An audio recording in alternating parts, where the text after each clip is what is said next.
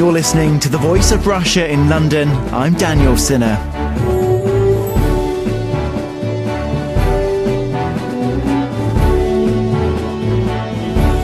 Today, our studio discussion is about the Scottish Government's decision to launch a consultation on reducing the drink driving limit.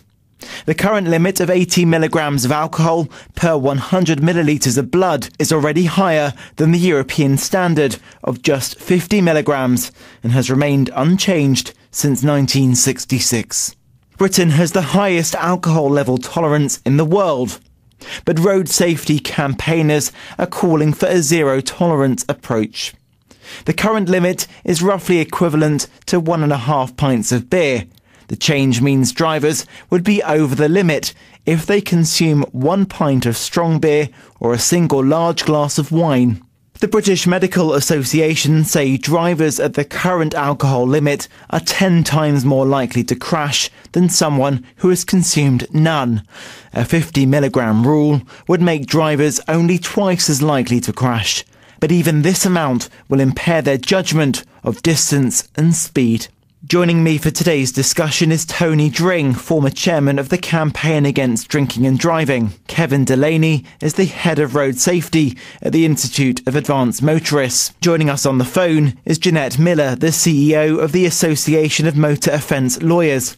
On the line from Moscow, we have Alexey Sharapov, a drink driving expert from the motoring magazine TopGear Russia. Tony Dring, former chairman of the Campaign Against Drinking and Driving. Are we too lenient on drink driving? I think we are, but whatever new legislation is brought in must be introduced carefully. It's no good frightening the motorists and building up a wall of resentment. So you've got to lead motorists gently into whatever road driving improvement schemes you can. Road deaths are very expensive. Each one costs well over £1 million to the nation, and really drink driving already carries the death sentence. And Kevin Delaney, head of road safety at the Institute of Advanced Motorists. No, I don't think we are too lenient with drivers in general. The leniency, of course, comes when the drivers are actually in front of a court being dealt with by a judge, having been convicted. And yes, sometimes the sentences can seem very lenient. On other occasions, they can seem quite harsh, especially for somebody who is, over the limit, but only by a very small amount. Because in the UK, we don't. There is very little discretion about this. If you're driving with more than 80 milligrams % alcohol in your body, then you will be disqualified for 12 months. It doesn't matter whether it's 81. It doesn't matter if you've got a full-time job and you've a family depending upon you or anything like that. There are no mitigating circumstances generally, and you will be disqualified. On the other hand, at the higher end of the thing, where people have clearly had no regard whatsoever to the limit, sometimes the sentences can seem a little lenient. Jeanette Miller, the CEO of the Association of Motor Offence Lawyers. Hi, yes, I'm just picking up on the point that Kevin made just then. I think we are not too lenient, but I think there is room for a lot more creativity and imagination when it comes to penalties. The point that Kevin was just making about there being no discretion whatsoever, if you're over the limit, then it's an automatic, mandatory minimum 12-month ban in the UK. Now, in other countries, particularly across Europe, they have a number of other penalty options, particularly with different classes of driver. So, for example, in Germany, there is zero tolerance for a learner driver or a driver between the age of 18 and 21, or a newly qualified driver, somebody who's passed their test within the last 2 years. So if they are caught with any alcohol whatsoever in their system, then that's when they face prosecution. Whereas in this country, there isn't any distinction between learner drivers and somebody who's been on the road for a long time. And I think that may well be worth looking at. And again, in America, they have a number of different penalty systems across the various states where they have a disqualification that applies to certain hours of the day, which would enable somebody to continue to drive to work, for example. And I think that's worth looking at, rather than just simply making it a zero-tolerance policy in the UK, being a bit more creative on the penalty system.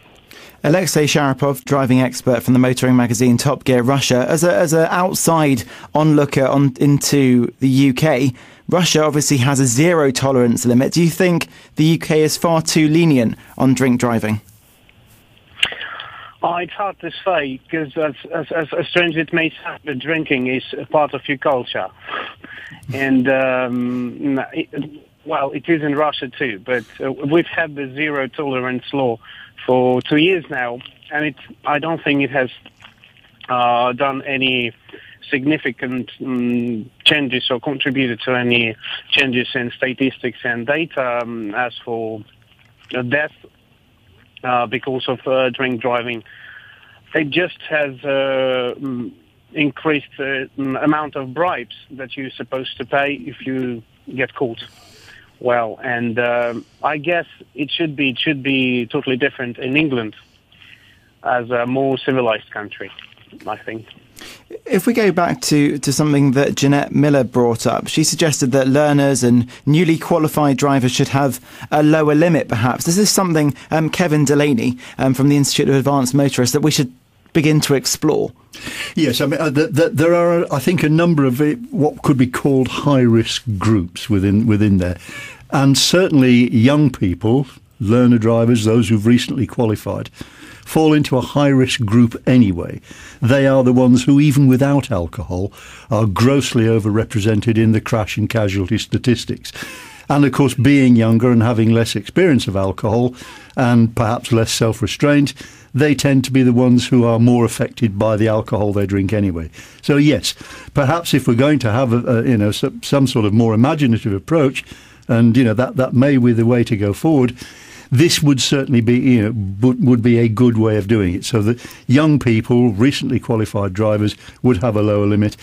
Perhaps professional drivers should have a lower limit as well. Where people are driving for a living, or especially where they are perhaps driving passengers for a living, then yes, a much lower limit would undoubtedly be appropriate. Tony Dring, the former chairman of the Campaign Against Drink Driving, do you welcome this creativity, perhaps exploring a lower limit for professional drivers, bus drivers, taxi drivers, but also the newly qualified? I welcome it with open arms. We've got to remember that alcohol is just one of many psychotropic drugs that are available to particularly young motorists. And I know a number of young motorists who would not dream of getting behind the wheel if they've had a drink, but think nothing of having one of any cocktail of tablets and potions that they can buy illegally, and nobody knows the effect they have on their driving ability. Coincidentally, my next door neighbour yesterday, he's just got back from a long tour of Europe in his motor caravan, and because it weighs more than 3.5 tonnes, in some countries he was subjected to a zero alcohol level because it was a larger vehicle. Whereas if it'd been a motor car, then a 50 milligram limit would have applied. So, there is scope, obviously, particularly in the light of today's tragic news of a coach crashing in the south of England. Although we don't know the circumstances, I'm no doubt that the driver will be closely monitored as to what his state was. But surely alcohol affects at any level. I think if you were to suddenly impose a zero tolerance level in this country, there are a number of considerations that would cause problems, not the least of which drivers not being able to make the jump from 80 milligrams per 100 millilitres all the way down to zero. And I think perhaps a 50 milligram for a few years would properly enforced would be a good idea, and then perhaps down to 20, and that's probably the lowest practical level that you can have, because the body, as we all know, manufactures alcohol to metabolize food, and also auntie's glass of sherry from the night before might just be lingering. So Yeah, perhaps 20 milligrams per 100 millilitres. That's the one that's imposed for pilots in this country and within the European Union. Not a bad limit to perhaps to aim for, but not all in one go. I don't think that the British motorist would accept this massive jump, and I can't see that the police have the resources to enforce it.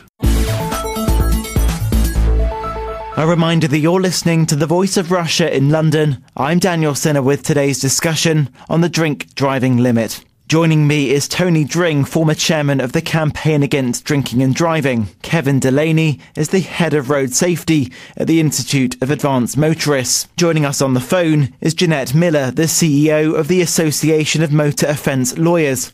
On the line from Moscow, we have Alexey Sharapov, a drink driving expert from the motoring magazine TopGear Russia. Jeanette Miller, the CEO of the Association of Motor Offence Lawyers. A zero-tolerance approach. Tony saying that the British motorists won't accept it, but is it just tough? Well, I don't think the British motorist is going to be the decider here. I think there will be a major problem if the limit is reduced to zero, but I think there's also a problem if it's reduced to be in line with many of the European countries. We already have the highest level I think one of the highest levels in Europe, but we also have a bit of a problem with drink driving. I come across those who have been charged with the offence, and it is astounding how many people I speak to who at the very start of the conversation, pretty much the first words will be, I don't agree with drink driving, I'm not a drink driver. Well, in a lot of cases, they are a drink driver, but they didn't realise or they didn't have the knowledge to be able to make the judgment call. And I think that stems from a problem with the education of motorists and the understanding of how alcohol is dealt with in one's biological makeup. Many people just don't appreciate that you can't count units and then consider yourself to be under the limit. It doesn't work like that. Let's bring in Kevin Delaney from the Institute of Advanced Motorists. Jeanette is saying that people are getting confused. Surely a best way to stop them from getting confused is saying no alcohol whatsoever. Absolutely right. Let's be clear about this. If you want to make it painfully simple, then you say no alcohol whatsoever. However, there is a problem. Each and every time that the police actually stop somebody and deal with them for drink driving, it removes the police officer or officers from operational duties for the length of time it takes to deal with that person. And that could be several hours. While they're doing that, they are not out there, perhaps dealing with people who have drunk a great deal more. We have to remember that the problem with drink driving really exists with the if you like, the most vulnerable or the most dangerous groups. They may be young people, they may be people who habitually drink and drive, they may be people who have drunk far too much. And we're not talking here about a little over the present 80 limit. We're talking about people who could be 2, 3, 4 and sometimes even 5 times over the limit, surprising though that is to someone like me. The simple fact is they represent the greatest danger. They are the ones who need to be taken off the road. And the lower you make the limit, the less likely it is that there will be police officers around to deal with them, because the more likely it is they will be dealing with people who have transgressed the lower limit. They may well have had a crash, they have broken the law. But the simple fact is that whilst dealing with them, somebody who represents a far greater danger to the public, whose driving may be manifestly dreadful, escapes undetected because there is no one there to detect them. And this, I think, is what informs the IAM approach to all the proposals about reducing the drink drive limit. Fine if we have the resources to do it, but we don't have the resources, and the way things are going at the moment, we're going to have less resources rather than more, or even keeping the same. If you do welcome a zero tolerance approach, but you're worried about resources, what kind of solution is the IAM putting forward for that? Well, I think the IAM solution is, that there are issues out of our control. The solution would be let's have more policemen. Unfortunately, more policemen cost an awful lot of money. We don't have money in this country. So there aren't going to be more policemen. In fact, there are going to be less policemen. So, we have to live in the real world. Our view is that, that really education is probably the greatest single possible way of tackling this now. Even reducing from 80 to 50 will, we would love to see, to be able to support it and to see a significant reduction in casualties. But neither I nor the IAM believes that will necessarily happen, because we don't believe that the police will have the resources to devote to enforcement. If that does happen, then there is a danger, A, that the legislation doesn't deliver what's expected of it, and B, that the legislation itself becomes into disrepute. And if we ever arrive at the point where the British motorists, the English, Scottish and Welsh motorists, actually think, well, hey, I can drink and drive and get away with it, then we have a serious problem. Because at the moment, the legislation for, I would guess, 99% of the population is almost self-enforcing. And if it ceases to be self-enforcing, then I think we have a real problem on our hands, and we could see things get worse rather than better. Alexey Sharapov, driving expert from the motoring magazine TopGear Russia. You said how a zero-tolerance approach didn't work in Russia. Do you think lowering the limit, so from 80 milligrams to 50 milligrams, might have been a more sensible approach and a more effective approach? Yes, I think so, because in the real world there are almost no people with zero alcohol in the body. So I think that zero tolerance is not a way out. Absolutely. Plus, we've had tests in our magazine several times even. Where we compared small amounts of alcohol drunk before driving and extreme fatigue state. And I should say that those who suffer from stress and extreme fatigue, they may at some point be more dangerous to in traffic than those people who drink a very small amount of alcohol before they drive. I know it may sound very strange to you, but still it is true. Yeah.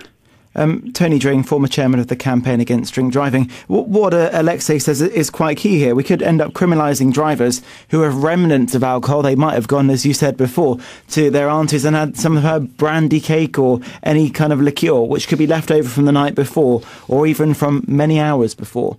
Isn't this a risk? When I was chairman of CAD, I campaigned long and hard to get morning after breathalyzers into the marketplace.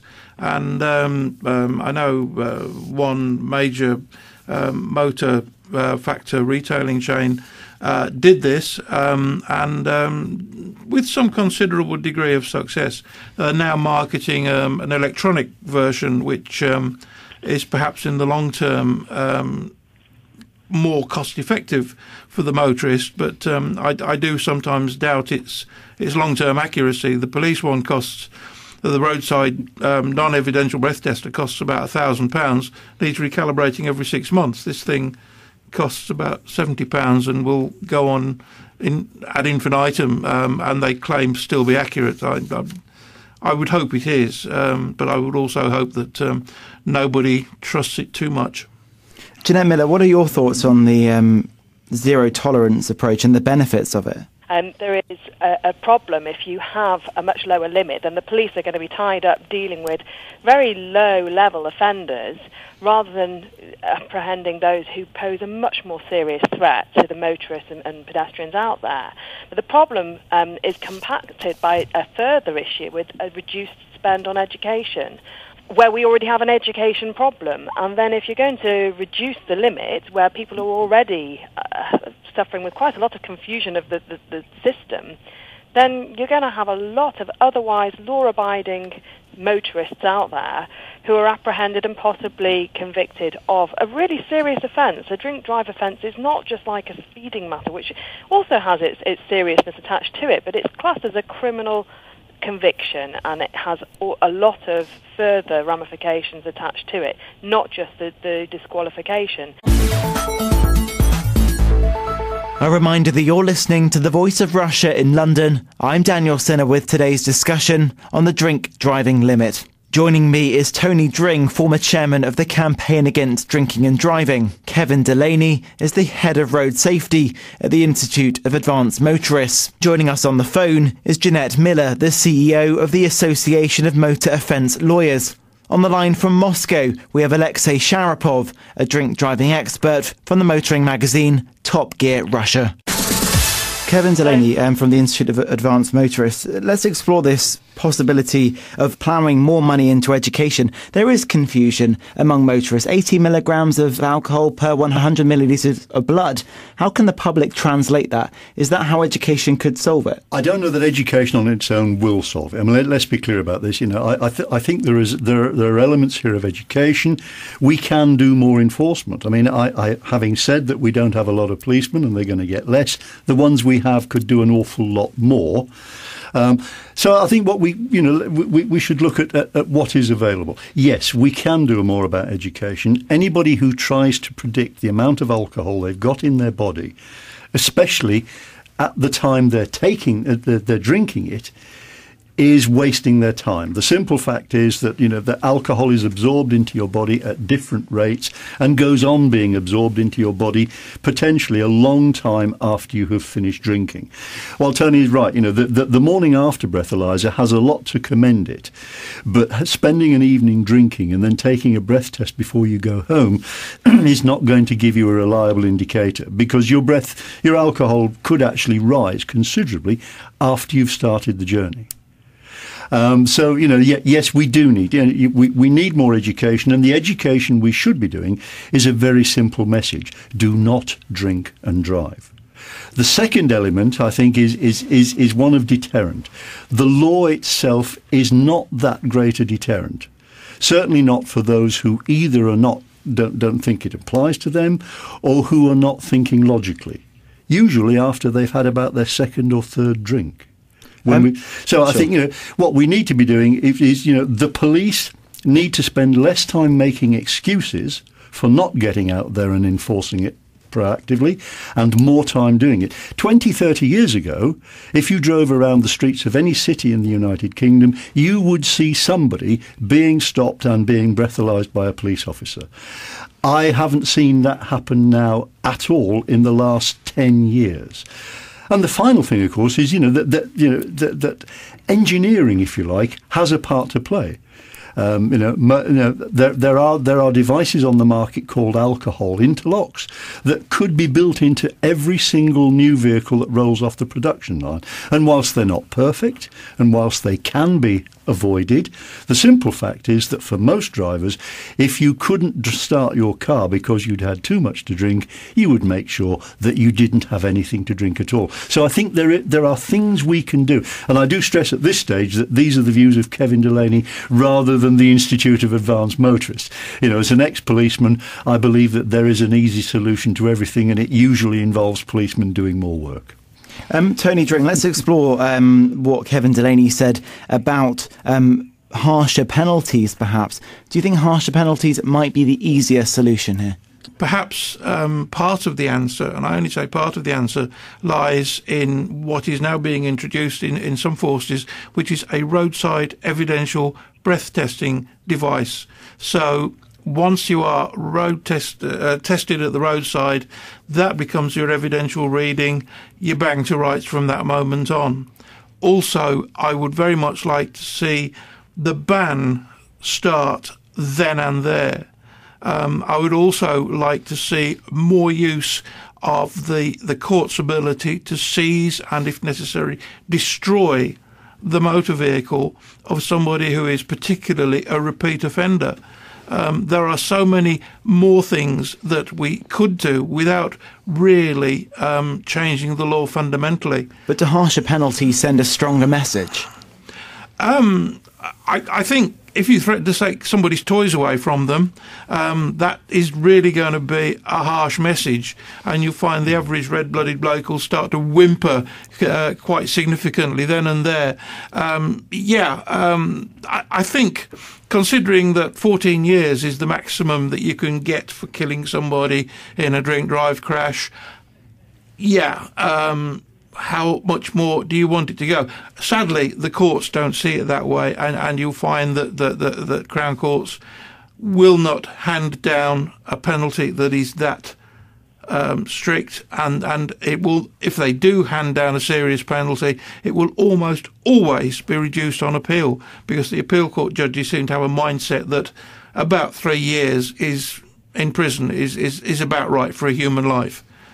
Jeanette Miller from the Association of Motor Offence Lawyers, based on what we've just heard from Tony Dring, do we need to send a stronger message to judges, perhaps issue guidance on the maximum sentences they should be dishing out rather than the lenient ones that we've just heard from Tony? Whilst I'm sure with the best intentions, and he doesn't believe that introducing an immediate ban, the seizure and destruction of a motor vehicle, and a roadside evidential breath test would change the law fundamentally, as he put it. It simply would. It's effectively allowing the police to become the judge and dish out the penalty, which I think is full of potential flaws and injustice for those people who actually are innocent, and I do come across quite a few who have been breathalyzed at the police station, or there's been a blood sample or urine sample collected from them, and there is some flaw in the device used or in the method of analysis used if it's a urine or blood sample. But going back to the sentences that are imposed in the very serious fatal cases, I can't imagine what it must feel like to be a family member of a victim, and yet any penalty that's going to be imposed in that situation will probably never feel like it's long enough. So I'm not sure that... But 3 years definitely won't seem long enough, will it? It would just be a complete and utter insult to somebody who's lost a relative. That no level of penalty is going to make that situation feel any better. Kevin Delaney, should we start changing these guidelines to judges then? I think there are two things that we need to look at. First and foremost, the law as it currently stands. We're talking about reducing the drink drive limit. To the best of my knowledge and belief, there is no hard and fast research about the number of drivers who are involved in crashes, especially injury crashes, where their blood alcohol limit is below the present 80. So if reduced from 80 to 50, how many more casualties will we actually save? I know that some academic work has been done, which comes up with all sorts of estimates. But we have the ability to actually sort of do some hard and fast research, which we appear not to have done. So we're talking about reducing the drink drive limit on the basis of almost hypothesis. Secondly, we do have powers. The courts have powers to seize drivers' vehicles now. Drinking and driving is a serious criminal offence as defined. It's the same as theft. It's the same as violence. And in exactly the same way that a serial shoplifter or a bank robber's vehicle can be seized, so a drink driver's vehicle can be seized. These penalties, these powers are not used sufficiently. And then, yes, perhaps we do need to be, sort of tightening up perhaps the guidance to courts and especially judges who are dealing with the sentencing about what is an appropriate level. Well, unfortunately, we're out of time. Thank you to all of my guests: Tony Dring, former chairman of the Campaign Against Drinking and Driving; Kevin Delaney at the Institute of Advanced Motorists; Jeanette Miller of the Association of Motor Offence Lawyers; Alexey Sharapov from the motoring magazine TopGear Russia.